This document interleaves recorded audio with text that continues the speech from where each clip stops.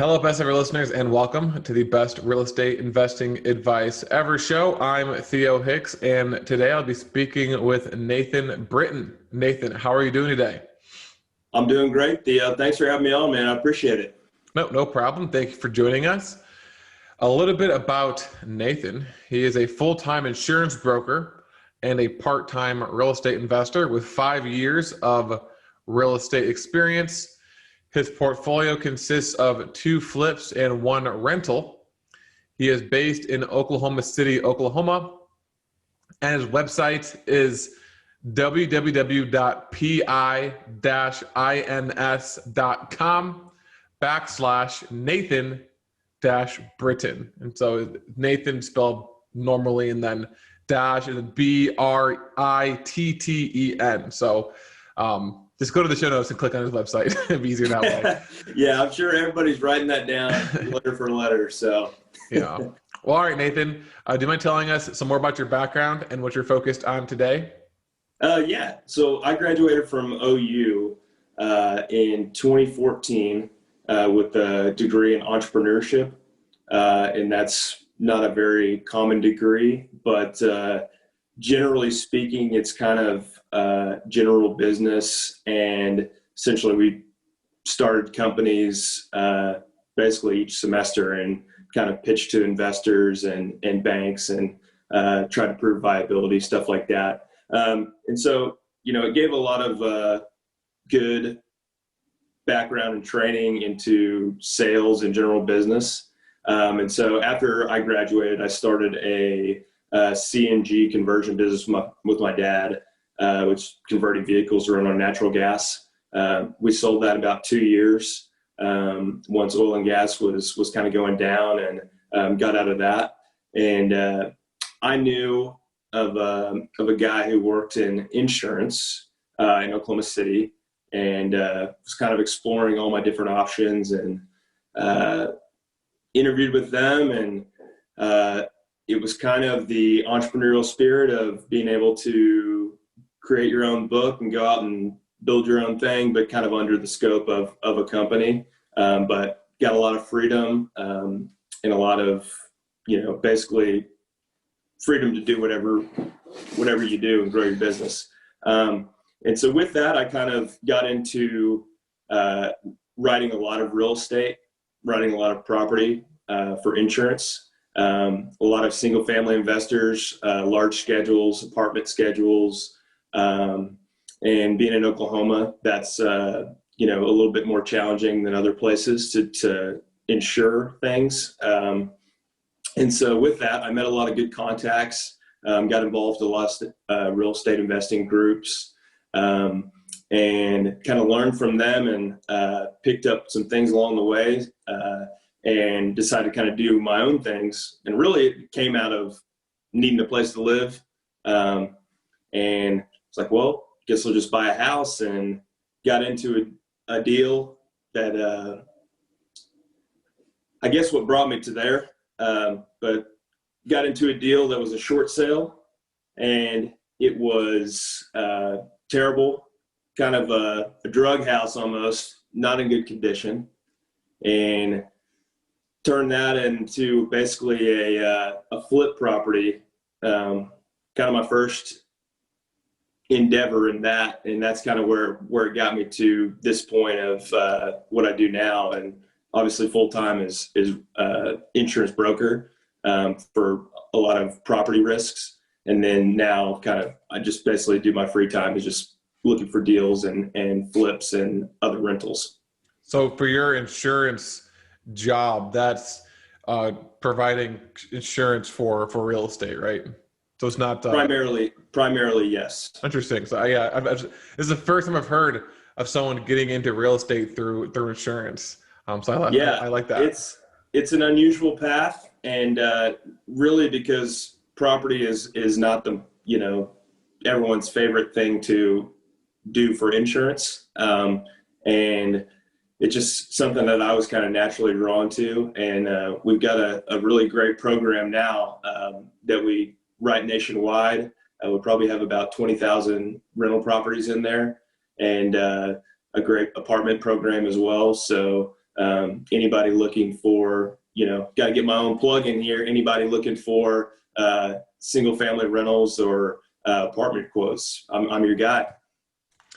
So when people are kind of first starting off, there's usually, kind of like two philosophies. The one philosophy is after they've gotten interested in real estate, they kind of their main focus is to quit their job and then do real estate full time. And then there's the other kind of philosophy that's I'm going to keep working and then do real estate, kind of part-time because of the benefits of having a full-time job. So from your perspective, is your plan to eventually do real estate full-time, or do you kind of plan on doing it with this full-time job? And then kind of whatever your answer is, why do you select that route? I think there's a line that you cross once you either have a certain amount of funds or you have a kind of a model that you're going after and a situational job that would force you to go full-time into real estate investing.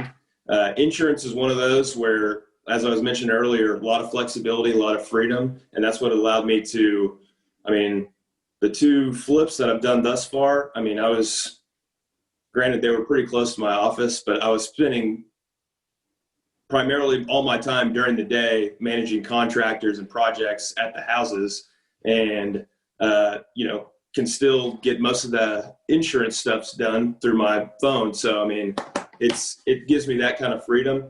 But eventually I do enjoy investing in real estate and doing those type of projects more than insurance. But that's the thing that provides me my money to do that. So there's a line. I think it's probably a money line, and not to say that you can't go out and raise some money and partner with people, different ways to do that. But for now, what works best for me and kind of how I see it for the foreseeable future is keep the insurance book rolling and invest in real estate on the side and kind of have best of both worlds. What would be your recommendation to someone who wants to get started in real estate and they have a full-time job, but it's not like yours where it's very flexible? So let's say that they have a full-time job and they're in an office, they're in a non-real estate related full-time job. They're in an office, I guess not now, technically not in an office, but they need to be in front of their computer or in an office starting at 8 o'clock and they can't get off until 5 o'clock. What would be your recommendation to them to kind of get started? Well, you're going to have to delegate a little bit. If you buy a rental, you're probably going to have to hire a property manager. I don't have a property manager personally, just because I've just got one rental and I handle that pretty well. And they're 5 minutes from my office if I ever need anything. You're going to have to put in some overtime. You can't be looking for deals and meeting with people during your work hours. That's a little bit of a conflict of interest. Boss probably wouldn't appreciate that. But after hours, the internet is 24/7, so you can get a lot of stuff done on the internet. I'm sure Theo. And as far as, a lot of those real estate investing clubs, they meet after hours. You can learn a lot there. Obviously, a lot of books and articles and websites like Bigger Pockets where we connected. You can get a lot of information that way. As far as if you were to do a flip, that's pretty tough because I personally like to be very hands-on, and I don't know everything, off the top of my head to tell you, hey, go do this and do it this way. I need to be there, and if you ask me a question, I can answer it, say how I want it. But that's going to be a lot more hands-on, so I probably wouldn't go with the full flip. Otherwise, it's going to either take way too long or it's going to be way too troublesome, I think, if you're not actually there. If you had, so obviously it's very difficult to do the flip. And so if you did not have this insurance job, would you have not done the flip, or would you have been willing to change to a more flexible job to do flips? I would have found a way. I'm just kind of problem solver by nature. Mm-hmm. It just happened to be the way I did it. I think if I was tied to a desk 8 to 5, number one, just I don't think I could do that for very long. I'd probably be out, and I mean I would say less than a month of that kind of situation. And I think I would have gone more towards drop that 8 to 5, go full in on real estate, because obviously I'm young. I can take few more risks. I would figure out a way to raise some money and partner with people. I'm just problem solver by nature. So whatever situation I feel like gets thrown at me, I figure out a way to solve it and make it work. Let's talk about your rental. So you did the first. So you mentioned the first flip. Was that first flip? Did you kind of go in with the intention of living there, and then it turned into a flip? Yeah, I actually did live there for a bit. Okay, And so it's like a live-in flip. Yes. Okay, and then oh, sorry, go ahead. So I got on a short sale, which I had no idea what that meant, and I don't think my realtor really did either. And so I wasn't very well prepped for it. And I had a lease ending this month, and it ended up taking much longer to get the property actually closed. And once we did, I was like, man, we are like right on the line here. I got to jam, $30,000 and basically a full remodel of this place into 1 month. And we ended up doing it. And I was there pretty much all day, every day. And, it was definitely trial by fire. And I really enjoyed it. I thought it was awesome. And then it turned out exactly how I wanted it. And then I kind of combined a few different of the entryways into real estate investing. I had a buddy who's in med school. He was renting from me and basically paying my mortgage for it too at the same time once we got it finished. So we did that for a couple of years and ended up selling it for basically double for what we had into it. So it's a good deal. And then after that flip, was the rental next, or was the rental the third deal? The rental was next, yeah, and it was actually a place next door. And I just kind of had been keeping tabs on it and knew it was a great area, and essentially did my exact same deal of how I bought this house, the first flip, and just bought the one next door. And it was in, even worse condition. And, I had a little more time to evaluate the area. And obviously now I have my contractors that I trust and know they can do good work, and more of an idea of what it would take to do this. And so got that fixed up and ready, and, not as nice as the first one because I knew I was going to be renting it, but yeah. And then I've had pretty much the same tenants in there for coming up on 3-4 years now.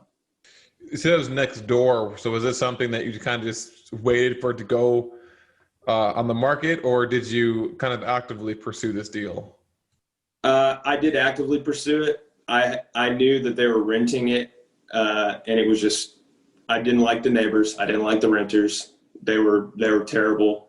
I think it was a drug house, and it was just a situation, poorly kept. And I just reached out to the guy who owned it, found him online, and was like, hey man, I live next door. I like this house. I'd like to buy it from you. And it just turned out to be a situation where they were kind of a hassle for him. And so we bought it, got some new renters in there, and yeah, it worked out. But I definitely had to find that and pursue him. Did you use the same contractors on that deal that you used on your first deal? Most of them. It's a lot of the same, I guess. They're not general contractors, but I just know a lot of people that do a lot of that type of work as for bigger companies. And then I'd say, hey man, you know anybody that can do this? And then they would refer me to someone that way. But yeah, for the most part, it's kind of the same crew. A couple different changes, but yeah, kind of the same crew. And you still, that those contacts, that was from your insurance job? Is that how you knew them?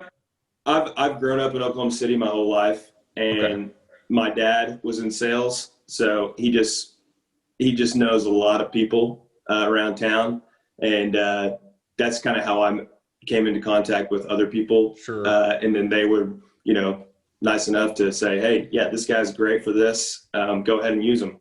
It wasn't really interfering with their business. It was one of their subcontractors. So Circling back to the rental really quick. So you call the guy. Was he kind of like, yeah, I'll sell it to you right away, or did it take some convincing? oh, it took some convincing, and really kind of overpaid for what I thought was market, but uh, you know, it was a deal I saw long-term value in, and I knew there was a commercial development going at the end of the street, and really that was my main driver. Is like once this actually gets approved, then everything on the street's going to go up. You know, it's really going to increase the value. And so I was like, well, I'll overpay now for the market value, and I'm going to hold it for a long time, and I'll be covering my holding costs anyways. So, yeah, it made sense to me. Now my next question. So eventually he agreed to sell it. How did you determine the price? He said it was a little bit over market. So I guess a two-part question. How did you figure out the market, and then where that over the market price come from? Was that was what he wanted? Um, I'm I'm not like extremely educated in real estate, so there's a lot of terms and outside factors and equations probably that I'm not familiar with. What I always boil it down to is, okay, what's our like average price per square foot around here of what's sold recently, and then kind of what's on the market below that. And I'm not scared of an ugly looking house where nothing works. I mean, I think the two that I've done are some of the worst that you can do as far as keeping the existing structure and not just knocking the thing down and building it back up. So that's never deterred me at all.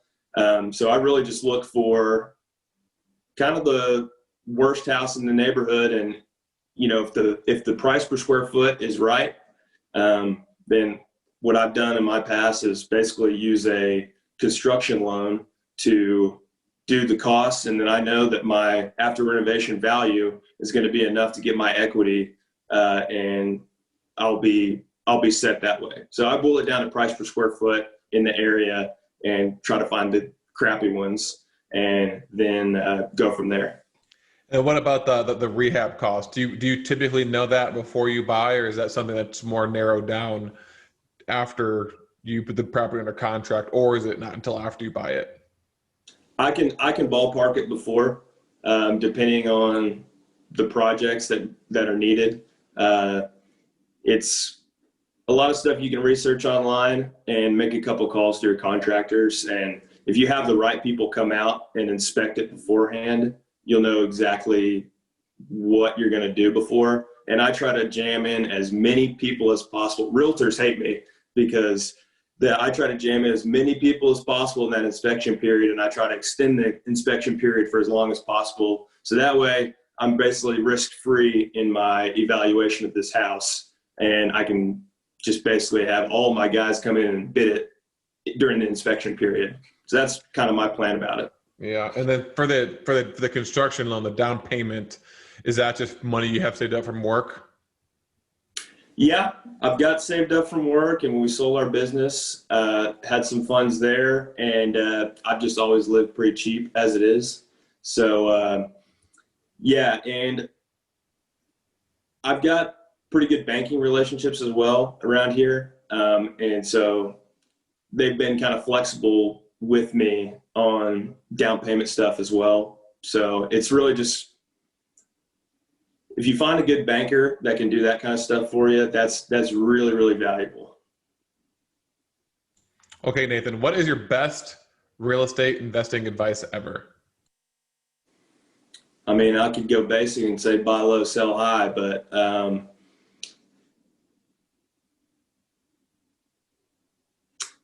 Hmm. I guess figure out the lowest barrier of entry with the highest ceiling at the end of the project is probably what I would say, especially just starting out. And anybody that invests in real estate kind of has the same mindset of, I want to make money in a way that's passive. I want to make money in a way that, is a little bit unconventional. And so that's the end goal, I think, for most people, is making money. So if you're just starting out, especially, just find that lowest barrier of entry with the highest upside. So that's the expanded buy low, sell high. All right, Nathan, are you ready for the best ever lightning round? Let's do it. Okay, Nathan, what is the best ever book you've recently read? Recently read. I kind of went back into the archives a little bit and reread How to Win Friends, Influence People, Dale Carnegie. And that's not necessarily real estate focused, but the practices in there of dealing with people. You have to deal with a lot of people in real estate and just in life in general, and learning how to understand people and how to treat them. That's key. If your business were to collapse today, what would you do next? So if insurance collapsed, I think I would probably partner up with my family, and we would probably start a real estate empire. I'd just go full bore at it. What is the best ever way you'd like to give back? Probably my favorite was Big Brothers Big Sisters. Great national organization. Still really involved in Oklahoma. It's just awesome giving back to kids that haven't been given a fair shot for whatever reason, and being able to mentor them and just be there for them, to talk to them. Really cool, really rewarding. And then lastly, what's the best ever place to reach you? Probably my cell phone. Let's hear it. 405-802-9930. Sorry, I think I interrupted you. Could you say it again? Yeah, 405-802-9930. Perfect. All right, Nathan. Well, thanks for joining us and walking us through your journey from entrepreneur in college, entrepreneurship degree in college, to insurance, to real estate. And so we talked a little bit about how to kind of navigate getting into real estate while you have a job. So if you have a flexible job, then you'll be able to work on things like flips during the day. If you don't have a flexible job, it's a 9-to-5, and you are not like Nathan, you can handle being at the desk, then you're going to put in time after hours, put in overtime, have property management. But if you're like Nathan, you don't like kind of 9-to-5, then, and you're young and you can take risks, then you could just not work at all and go straight into real estate. We talked about a few of his deals. His first deal was a short sale, kind of live-in flip that he sold for 2 times what he had into it. And his next deal was a rental that he actually found from a property next door. So we actually talked about this, I don't think I've talked about this in a long time, but a really good way to find off-market deals is to buy the property, whether this is single family or massive apartments, buy a property on that same street, because you kind of already have that credibility from owning something there. And so they can look at this property, and I'm sure in Nathan's case, seeing a dump turn into a really nice property, they're more willing to sell to someone like that than some random person that they haven't met before. And so he kind of walked us through his business plan with the construction loan being,